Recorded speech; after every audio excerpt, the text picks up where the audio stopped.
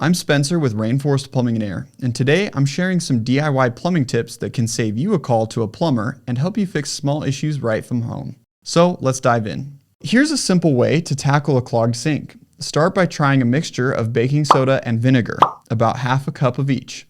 Pour the baking soda down the drain, followed by the vinegar, and let it bubble for about 15 minutes. Then flush it with hot water. It's an easy, natural way to break up clogs without harsh chemicals. Now let's look at the running toilet. If you hear your toilet running constantly, the problem is usually the flapper valve inside the tank. To check, just lift the lid and see if the flapper is sealing properly. If it looks worn or isn't sitting correctly, replacing it is an easy fix that can stop the water from running and lower your water bill too. And there you have it. There are some simple plumbing fixes that you can tackle yourself. Of course, if any job starts to feel too tricky or if you're facing a bigger plumbing issue, don't hesitate to reach out to a professional like us here at Rainforest Plumbing and Air. We're always here to help.